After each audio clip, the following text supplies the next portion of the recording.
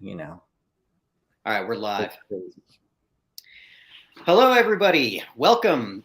I am Noah with ERS, and I am thrilled to have with me Rob Weinstein, co-founder of ERS. Rob, welcome. Thanks. Arguably, you should be welcoming me. Well, welcome to my company's show.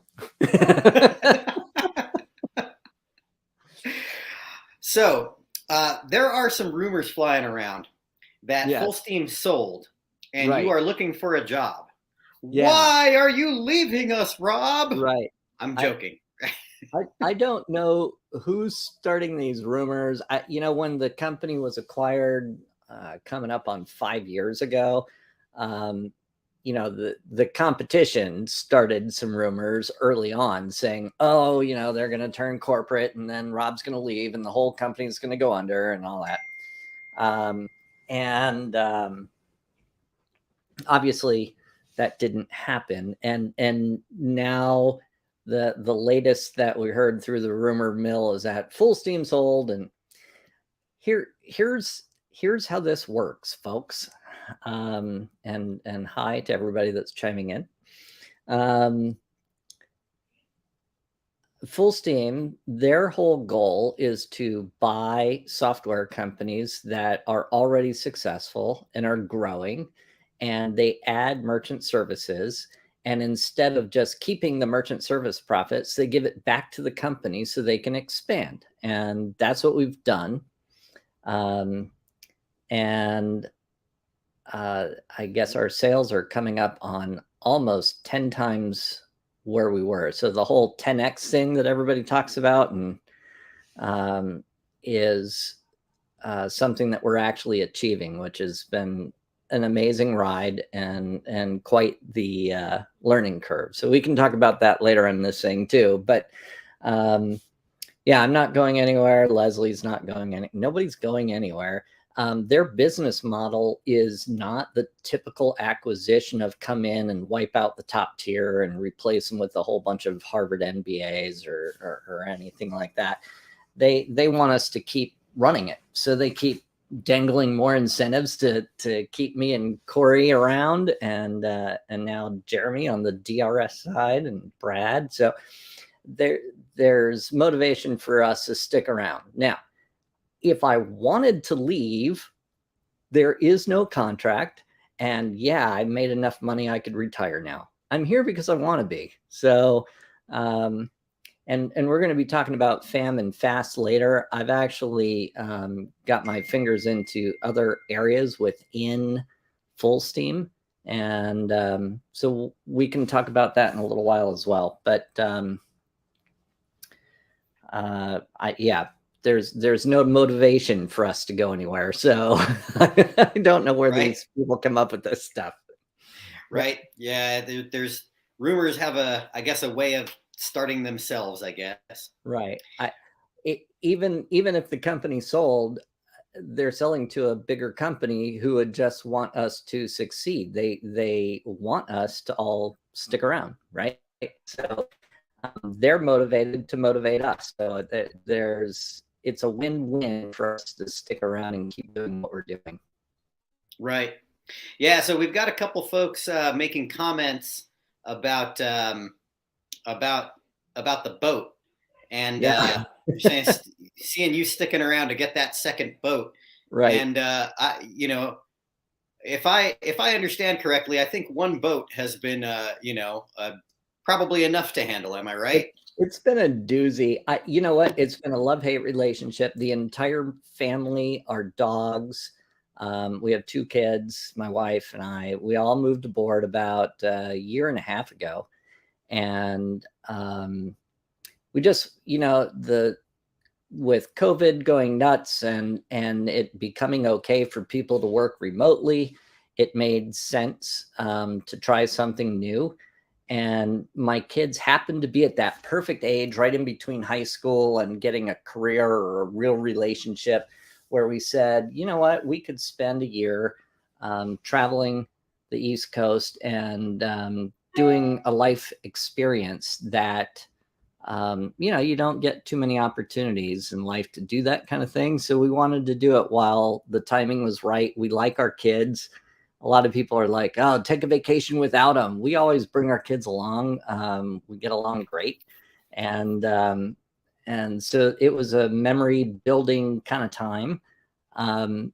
With that said, the learning curve has been that, if you take the equivalent of a mobile home, right, or an RV, and you put it in a body of water that's shaking 24/7 and flexing, right, and then you take that and you put it into a corrosive bath called salt water, things break. And at first we thought, oh man, did we buy a lemon, or why me, that kind of thing. And what we've learned is every boater that is living on their boat full time, they all tell the exact same story. It's just, boats, they break. It's part of owning a boat. So the best kind of boat to have is a friend's boat. That's the answer. And so we are, we already moved off. We are moved back to New Mexico. I happen to be on the boat right now because we are doing one last repair and moving it to Georgia to sell it. So if anybody wants a brand new 2009 boat, it's for sale. We've replaced everything on this thing. Newest 2009 boat I've ever seen. Yeah, exactly. Anyway. I actually wanted to ask you a little bit of a technical question about return on investment. Yep. How do you do return on investment? My understanding is that you're basically looking at, value over time, right? So you purchased it at a certain time, and you're adding in cost of goods sold, right? COGS.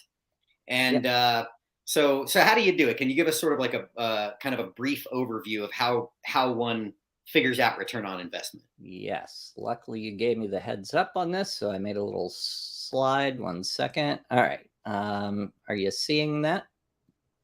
Let's see. I'm seeing it, and I think hopefully we should be seeing it soon. Somebody comment. All right. This is the formula for return on investment. And so it's... I'm sorry. Hold on just 1 second here, Rob. Yep. Sorry. There we go. Yeah, now my bad. Sorry about that. Okay. So this is the basic formula. Now, there are variations depending on your business and how you count things. So you can't really compare your ROI directly to somebody else's ROI and have concrete numbers. But this gives you a pretty good idea as to whether or not a particular piece of equipment or a certain thing that you've done, whether it's buy new computers for your team or buy a new inflatable or a dumpster or whatever it is, whether or not that was a good investment. And it's usually denoted as in a form of a percentage. So that ROI is going to be a percentage. So net income is the part that I think people struggle with the most. And in our system, you'll notice that there's a cost of goods sold that has to be filled out in order to get to the net income, right? So let's say that you, really simple math, you rent a unit for $100 and you pay $50 in labor to make that happen, right? So labor is probably always included in a scenario like this in our industry. So you might say, well, I have $50 of profit, right? On that. But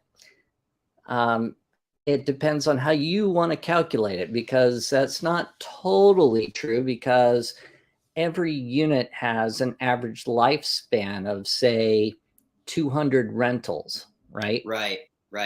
And if it's a water slide, it might be more like 150 before seams start wearing out.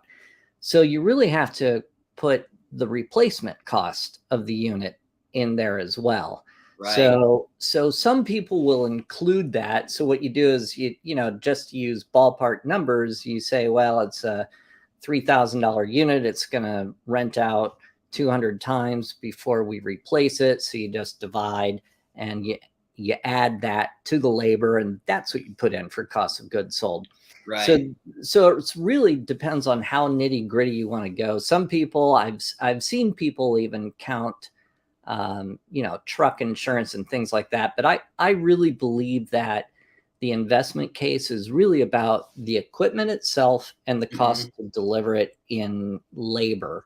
I think that other overhead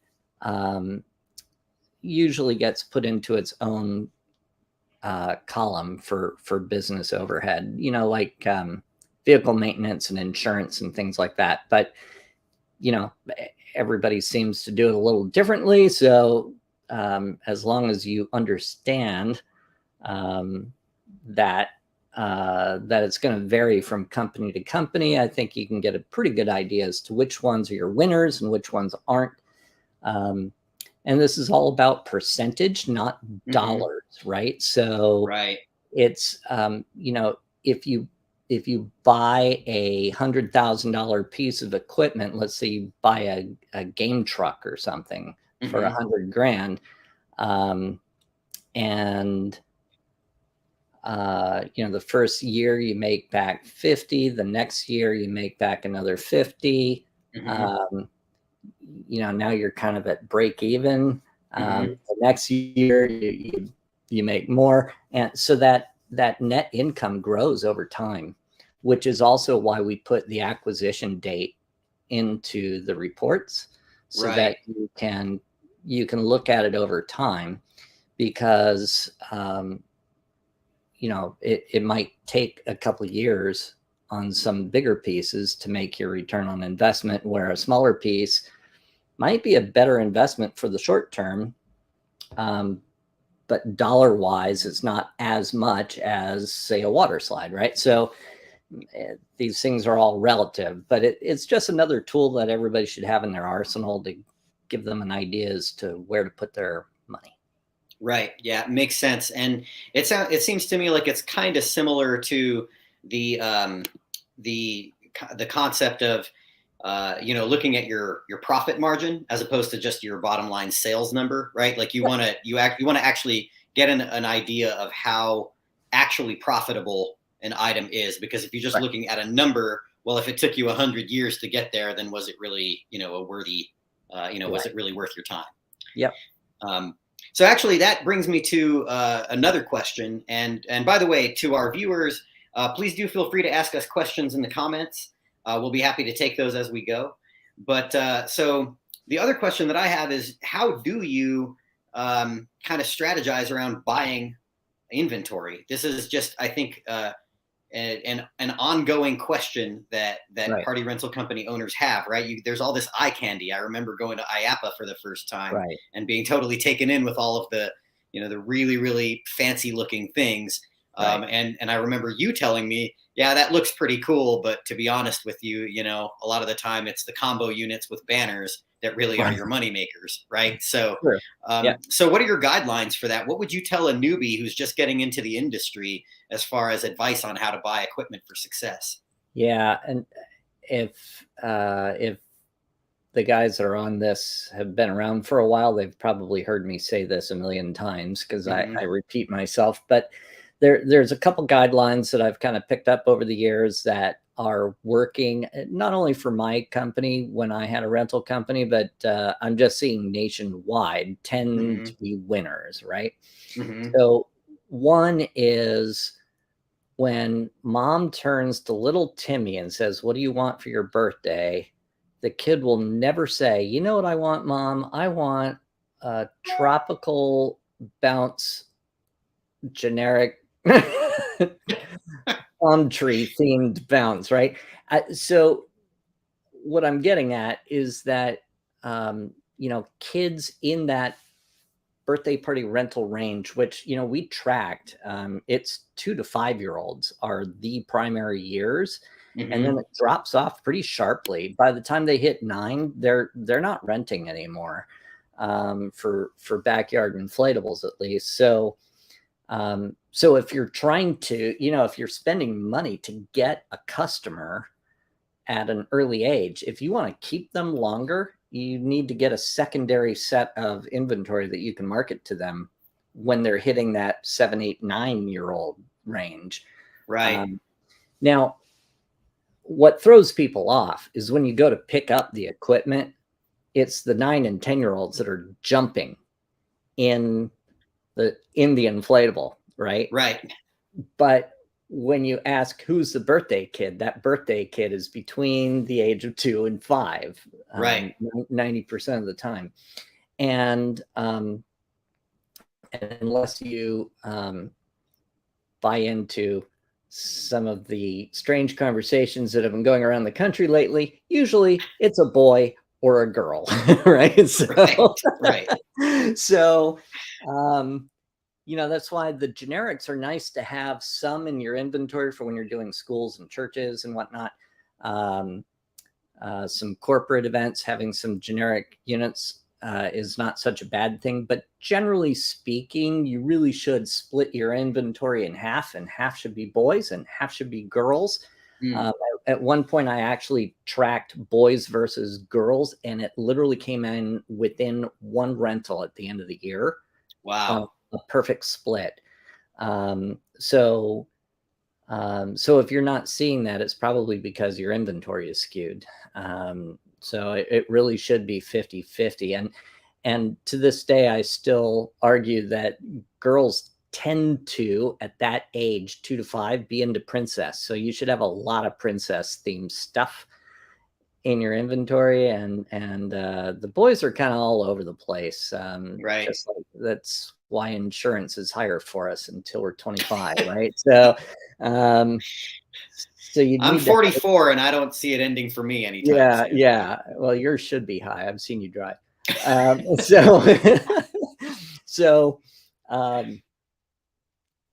Yeah. So as far as, what should you buy? There's so many people, when all the manufacturing that went to China, back in around 2008, the prices for this equipment dropped to like a third of what it was. I mean, I was paying $5,000 a jump, and you can buy the same thing for, $2,000 or less than $2,000 now. Right. Yeah. Don't categorize as boys or girls. All right. Fair enough.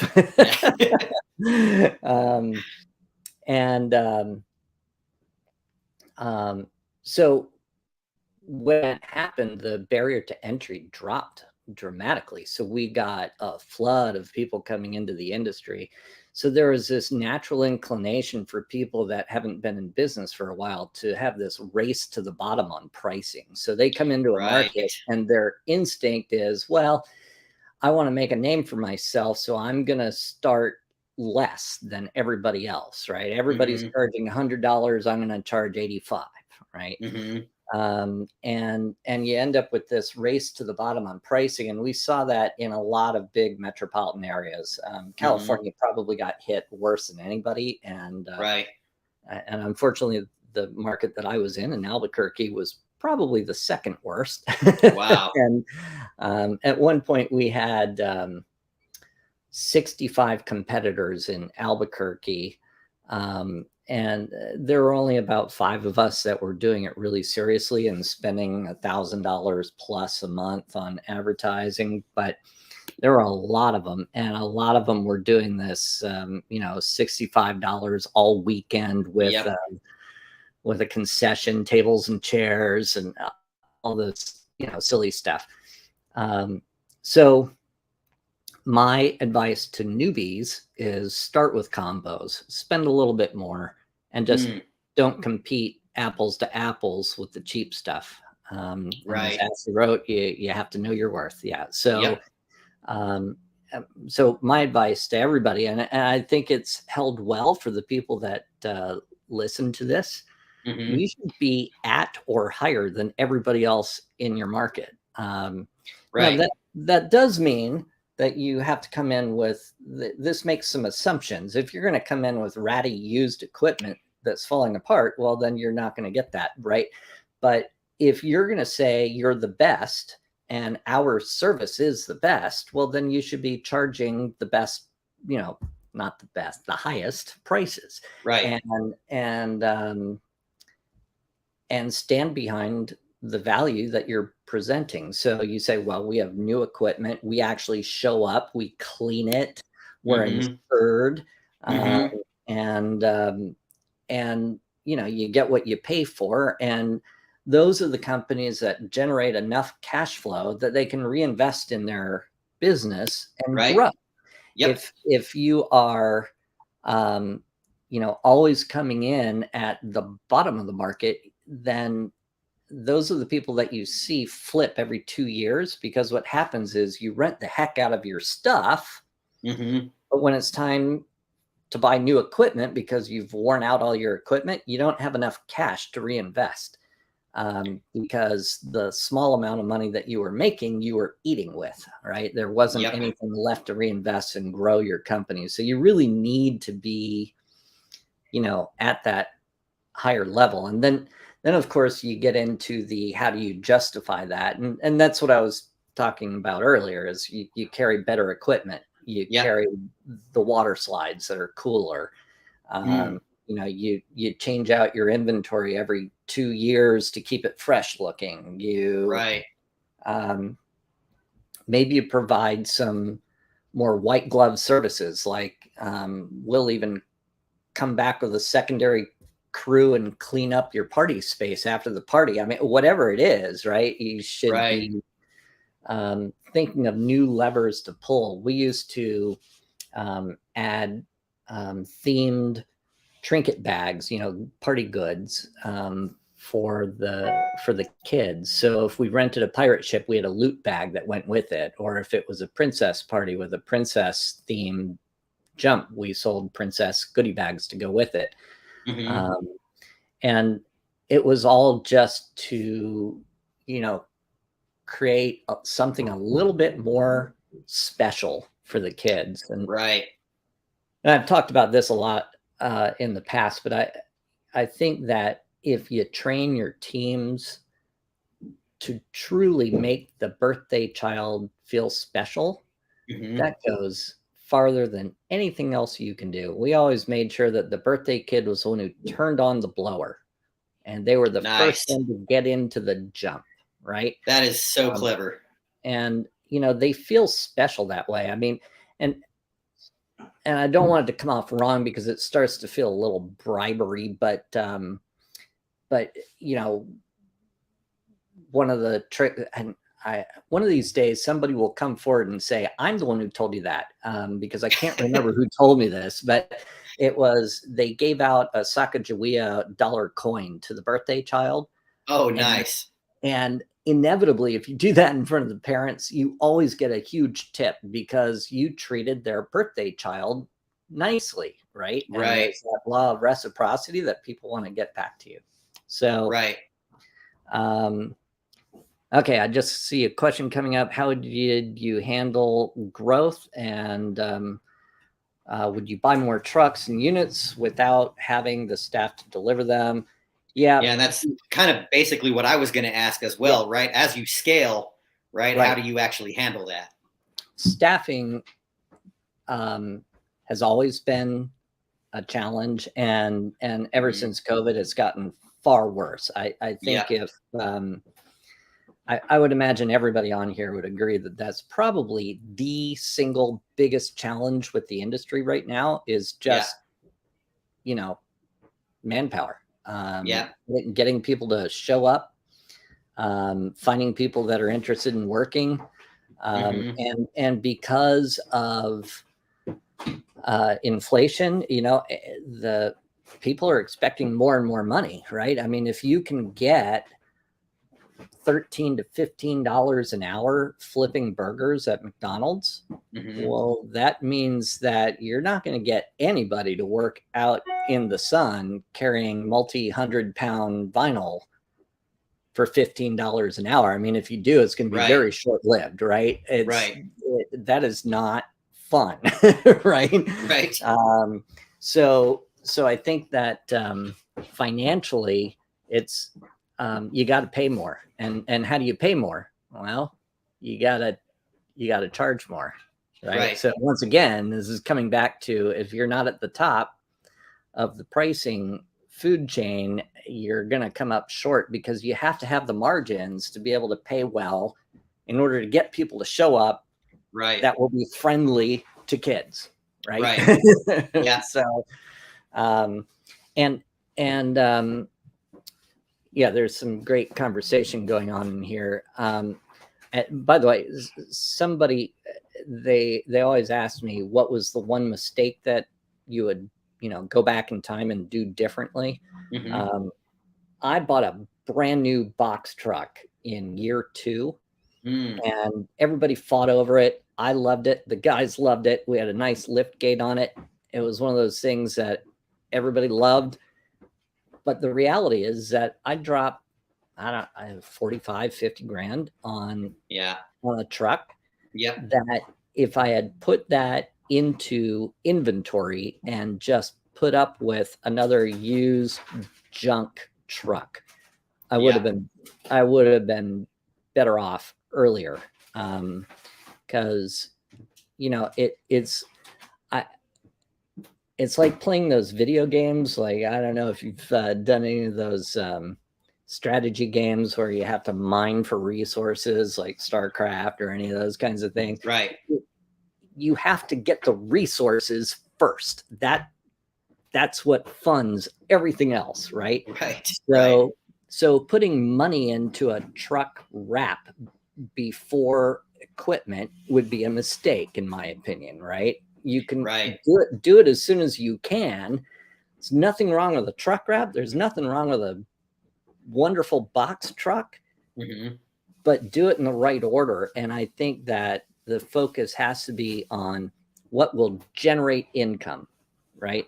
Not what will take income out of my pocket. So this comes back to the rich dad, poor dad. Invest in things that'll make you money. Right. So to just briefly revisit something that you had said earlier about hiring, would you say it's accurate to try to think of it try to shift your thinking as far as, because you think in business terms about how you're interacting with your customers, right? You're thinking about how to market to your customers. Would you say that it's accurate to say that you need to also kind of think that way toward the workforce, right? Like you have to create value propositions for workers as well as for your customers? Absolutely. We've built an amazing team at ERS, and despite me, even you. Thank you. And when we were acquired, I think we had 13 people on staff, and by the end of the year, we'll have 70. So we've been going through some pretty crazy growth, and I'll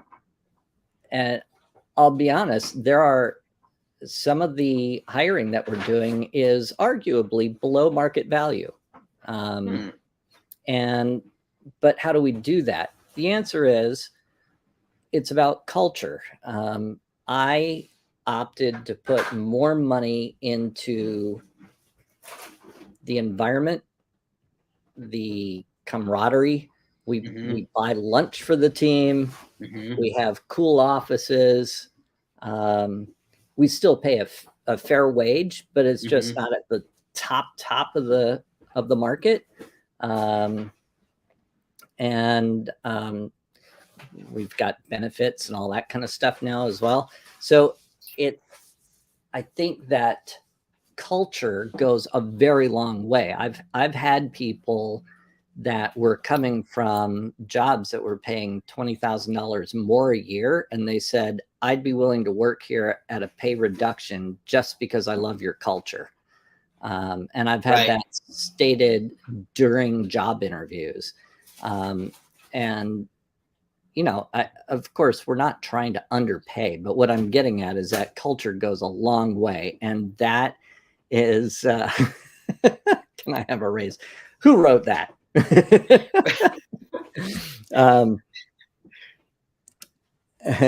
have to tell us who you are exactly. So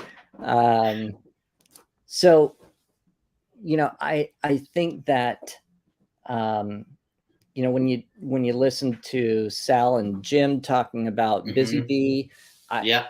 every year when they talk about their success, they're always talking about the team and the culture that they've built. And I really believe that that it goes farther than anything that people can imagine. Yeah, absolutely. Out there having a good time and being supportive while they're on the trucks. I mean, it's hot, miserable work. If you don't figure out a way to keep people happy, then it's not about the money. I mean, yeah, it is to a certain degree, but it has to be fun. I mean, I know that, like I saw Ashley in the group. I know that she's like run food and drinks out to her people in the past, and right. You got to watch out for your people. I know that like Pam and Steve Korsner at Three Monkeys, they have a weight room in the warehouse, and they all kind of hang out and do stuff. They keep bottled waters around for the team. It's just watching out for your people.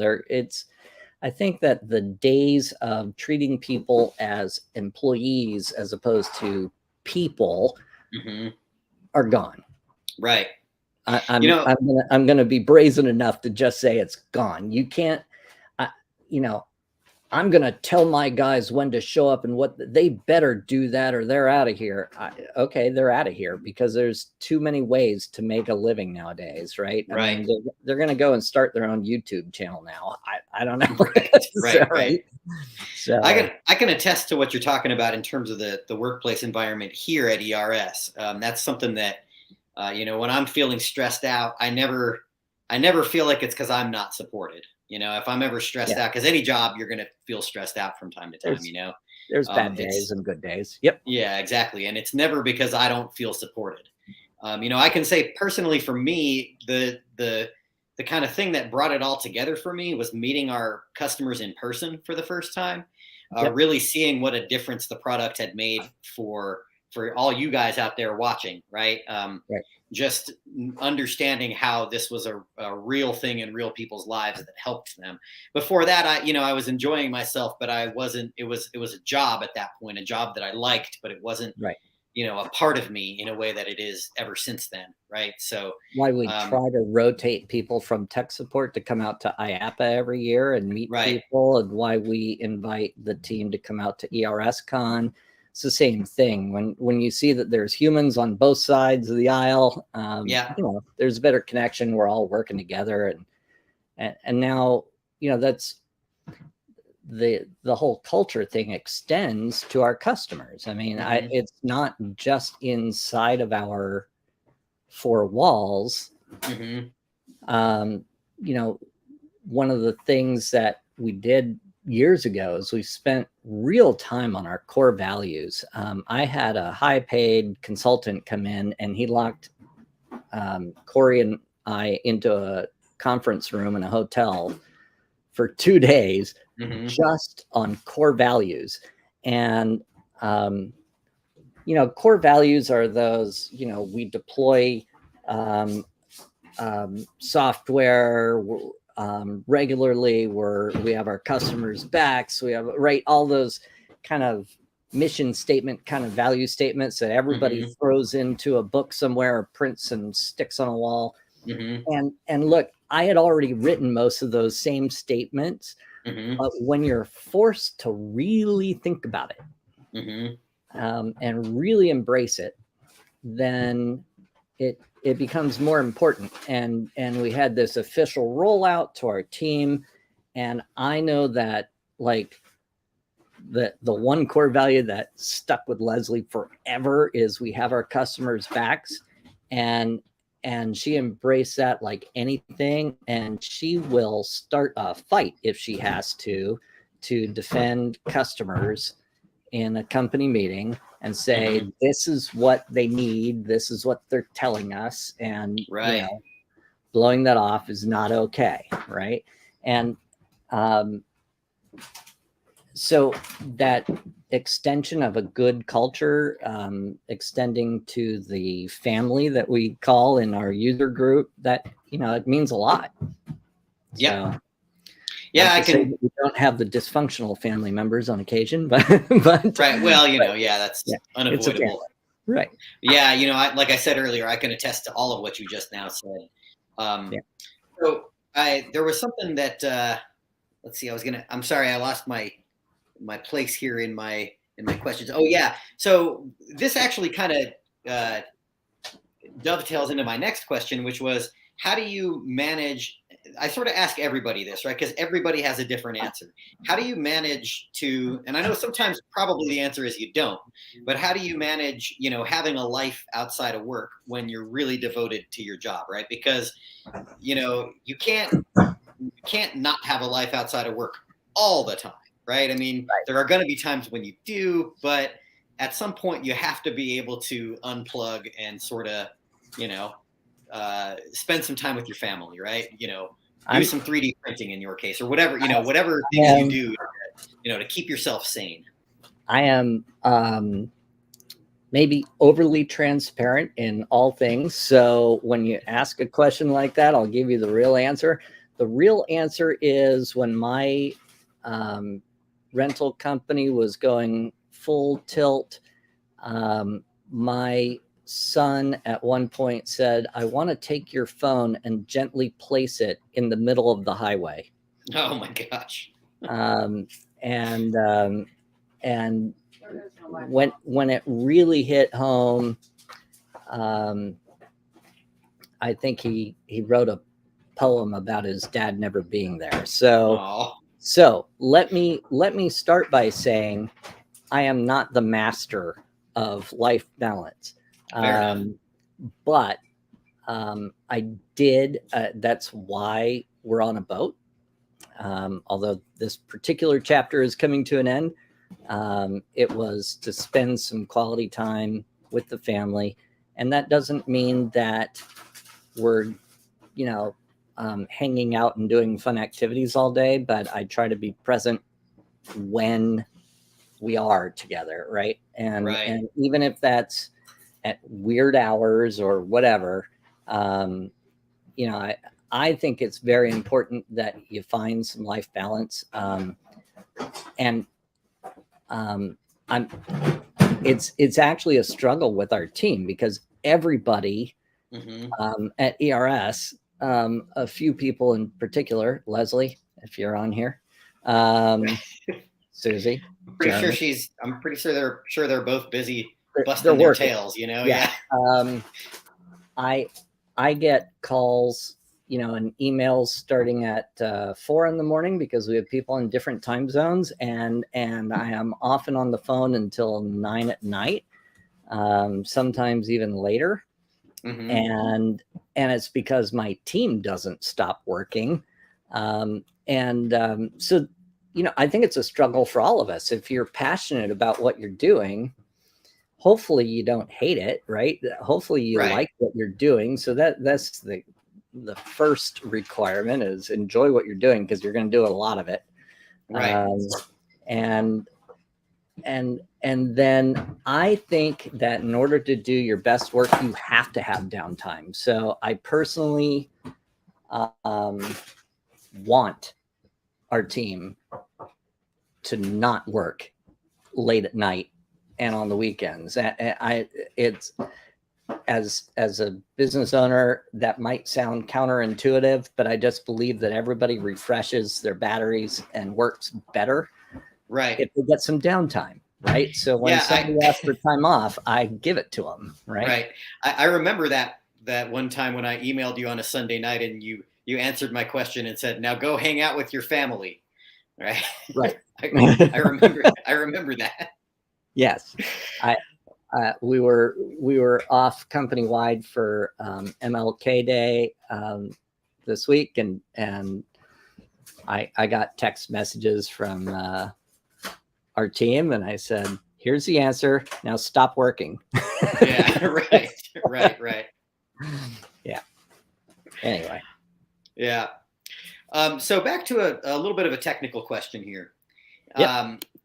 what are your thoughts on cash versus accrual accounting? Because I got to tell you, I only have the most basic understanding of the difference between the two. It seems to me that accrual accounting involves some sort of projecting into the future, right? Like you're amortizing things in a way. But can you clarify that? Because I don't get it at all. And is accrual accounting something that your average party rental company might benefit from? What are your thoughts on that? All right. So I am not a tax professional. So I will start with go find a CPA, not just a bookkeeper, an actual certified public accountant.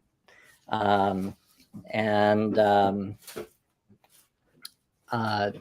get proper tax advice, because there may be circumstances in your particular life that are outside of the norm, right? Right. You might have investments, you might have income levels, any number of things. But I can say that in general, most people in this industry should be in cash accounting. Gotcha. It's more straightforward. It's easier, I think, for most people to conceptualize. It's kind of, cash accounting is quite literally based on when payments are being made, right? So if I take a deposit this month for an event that's 3 months from now, and that deposit is $50, I count that $50 as income in this month because that's when I took it, right? And if I don't get paid on that job until 30 days after the event, when I get the payment, that's when it counts, right? So that, yes, as Ryan said, is cash accounting. And that, I think that, boy, there's very few exceptions in this industry as to why anybody would do anything different. We were on cash accounting and we were already a multi-million-dollar business when we were acquired. Now ERS is on accrual accounting. But that's because when you get into really big finance, then accrual accounting lets you spread both payments, income, and expenses out so that you don't see these huge fluctuations in the books, and it gives you some tax advantages as well in some cases. So let me go back to accrual for those of you who want to understand it. If I have an event coming up in March, that income doesn't, and they pay a deposit now, that income doesn't show up until March. Because that's the event date. So that's when that would show up. And then if you buy something that is an expense that is spread out throughout the year, like let's say that you buy a huge sum of popcorn supplies or something, I would imagine, although I don't know, I would imagine that you could spread that out over the course of the whole year as payments and say, this is popcorn for the season. And, and I'm not trying to expense it all in February. I'm trying to expense it to even out the cash flow on the books. But the reality is you spent the actual money now. So, that's why I just think that for most people, unless they're doing just huge numbers, it doesn't make any sense to do anything other than cash. Gotcha. So, okay, that makes sense. So there's that. Now, when it comes to our system, we have a lot of them denoted, but generally speaking, if it's something that says payments, that's a cash report. Right? So payments, tax, I think we might have an accrual one too, but for the most part, the tax report is cash. Payments, anything that says payments is cash accounting reporting. But if you look at the month to date report things like that. That is not about cash flow. That's accrual, because what you're looking at is, how is this May shaping up compared to last May? Not the cash flow, but total sales that are falling within those boundaries.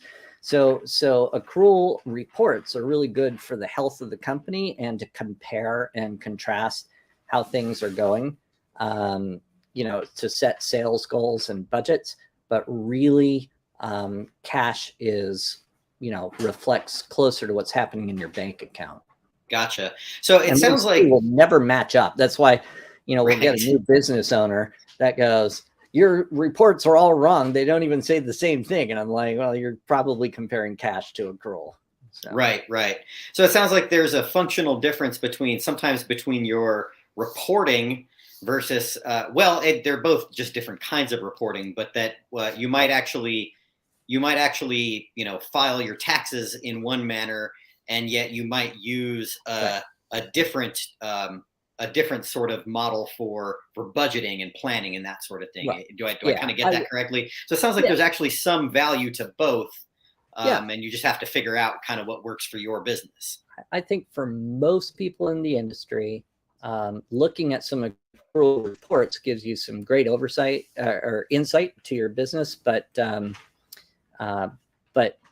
actually, cash accounting from a tax perspective makes sense. Right. Well, and Ryan Peterson has had a couple of comments here, and it sounds like he's kind of distilled it pretty well here. Like you said at the very beginning, the bottom line is a CPA is the person who really is going to definitively answer this question for you. Right? Absolutely. And the thing is that a CPA can also give you tax advice. I mean, there are investments and ways of moving money around that can save you a ton in taxes. So a good accountant doesn't cost you money. It's just like advertising. If it's done right, they should be saving you more money than they're costing you. Right. Yep. So some of this, there's something actually that you had mentioned earlier that I'd love to talk about a little bit more, which is the FAM and FAST. So these are acronyms for some really cool stuff that you are spending a lot of time on lately. Can you tell us a little bit more about that? And for the viewers out there, I'm learning just as much as you guys are about this. I know a little bit about this. I know that I know not even the tip of the iceberg. What's FAM, right? So right. Here's what's happening. So contrary to some of the rumors that beyond the fact that I'm leaving, and I've also heard rumors that everything is falling apart financially and all these silly things. Anyway, the company is growing ahead of all projections. They're doing great, and so are we. And it turns out we are their number one company out of 67 companies. We're growing faster than any other. We used to add around 10 customers a month, and now we're adding closer to 110, 120 customers a month. So we've gone through, quite the scaling learning curve. And part of that was kind of cracking the code on marketing and sales. And at one point, a couple of years ago, Full Steam sent out a newsletter that said, hey, we've had this wonderful month. Our marketing team has been struggling, but we spent $100,000, we got $300,000 back. And that's a 1 to 3 return, which is okay, right? Not amazing. And do you think you're growing too fast? Just came in. The answer is no, not now. We were, and we figured it out. So but that's where I'm going. So what we found is, our sales are working. A lot of these other companies are more profitable because they can't get rid of me. Exactly.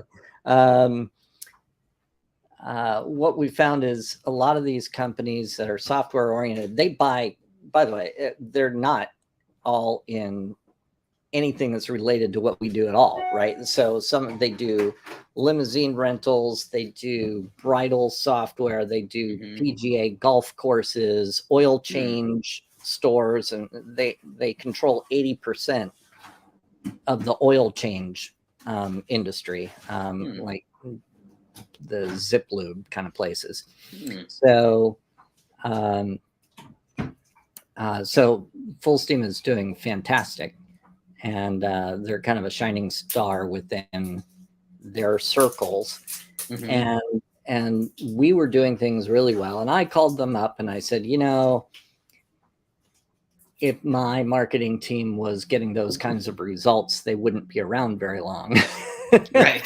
Because that's nice that you've been struggling and you made some headway, but that's still not real great. And so I made the suggestion that we take over marketing for one of our sister companies. And we did that for a few companies, and they were all seeing a nice little bump in growth. And so we ended up doing marketing for 34 of their companies. And in order to make that happen, they allowed us to expand our team even more. So that's why we have a 14,000 square foot office in Austin, and it's getting filled with employees. Yep. And will soon be filled with ERS users for ERS Con. That's true. Sold out, by the way. Yeah. So now this is not directly relevant to people running inflatable businesses, but hopefully you can learn from, I think business is business, really. I mean, yeah, we're in software, but I think that the same lessons apply to every business if you take a little bit higher look at it. And so when we started doing the marketing and sales, we got overrun. So to answer the question of, were you growing too fast? Yeah, we were for a while, because we had not gone through the process of developing processes for onboarding that many people. Right. So I think that it's actually what keeps business fun for me. One of the fun challenges is always looking at business systems and trying to improve them. Right. And it applies to everything. I mean, if you read the E-Myth Revisited, they made a business system on how to handle the coffee pot in the office. Right. Wow. And the idea was, instead of leaving it up to chance, make some rules. If you come up on the coffee pot and it's empty, it is your job to make the coffee. And here's where you find those things. And here's how you clean up when you're done. Right. Send that book over to the Albuquerque office, would you? Right. Exactly. And so we got overrun. Part of it was also staffing to a certain degree. We had to hire people and train them. So there was a learning curve. But even with an army, if you don't have business systems in place, everything just kind of falls apart. Right. And then, like we released AdWords, and poor Richard Clark just got overrun because he was trying to sell and help people and actually do the work. Right. So we realized, wait, we need somebody that plays middleman. We need that helps with communication. We need somebody else selling it, and we need Richard doing the actual AdWord campaigns, because that's his area of expertise. Right. And we've done that with every new offering that we've offered. Is we've figured out how to systematize it so that as we add new things, each new rollout that we do with a new service is smoother than the last. And so we did the same thing with FAM. We were onboarding people for our sister companies, and then we realized that, we need an onboarding kickoff forms so that we have all the information in one place. And then wait, we have marketing, we have content writers, we have graphic designers, we have people that are talking to the group presidents. There's all this communication. What do we do? So we ended up using a tool called Monday to pull all that stuff together. So there's one place for everybody to go and find the information. So it was all about putting together processes, setting expectations, and then everything went very smoothly. Then what happened is we broke their sales processes, because suddenly a company that was used to getting 10 leads a month, some of them were getting 200 leads a month. Right. And they had essentially order takers that were called salespeople, right? Right. Some of you may have that kind of person on staff, somebody that you go, oh, well, I'm the sales guy. You're probably an order taker to a certain degree, right? Right. Salespeople are, it's a skill set. And the best people have been formally trained, and they've been in the trenches, and, somebody that really knows what they're doing can make 100 calls a day and just hammer the phones. And most people, and it's not a knock, I think it's just, it is what it is. I was one of those people. You wait for the phone to ring, and then you're good at selling somebody that was already trying to spend money with you, right? So of course you're a good salesperson, right? Yeah. So I consider that kind of order taking. So now we had all these leads coming into these software companies, and they didn't know what to do with them. So what we've discovered is, well, we have to help them with the sales process. So we're also centralizing sales. Gotcha. So we are hiring their salespeople, and they're working for us in the Austin office, even though technically they are somebody else's employee. And the reason for that is now we have specialized sales managers watching a process, because as an owner, if you were given 5 salespeople, would you really know what to do with them? Like, how do you set their expectations? How do you train them on a script? Who are you sending them to? All that other stuff, right? So it's just like anything else. It's yet another business system, and that has to be put in place. Yep. So, absolutely. Holy cow, that was a long tangent, but that's what FAST is full steam accelerated sales team, and FAM is full steam accelerated marketing. So we're doing marketing and sales for some of our sister companies. And as a result, I'm actually in the weekly staff meetings at the highest level with Full Steam. And so if Full Steam was selling, I would know about it, because I'm talking to the CEO every week. Right. Yeah. Well, I think that brings me to my last question, unless anyone else has some questions. But this is a selfish question. How long is it going to be before you come back to Albuquerque? Oh, man. This was supposed to be a week and a half long trip. And so it's a boat. I don't know if I mentioned that. So we were out in the Atlantic, and we had a part on our mast fail on our last major sail. We were in some pretty big seas, and the thing just crumpled. Yeah. And so unfortunately, that part has to be shipped in from France. And it's not here. Wow. So the answer is, you'll definitely see me at ERS Con, and then I'll be back, and if we have to pay somebody to move the boat, we will. Right.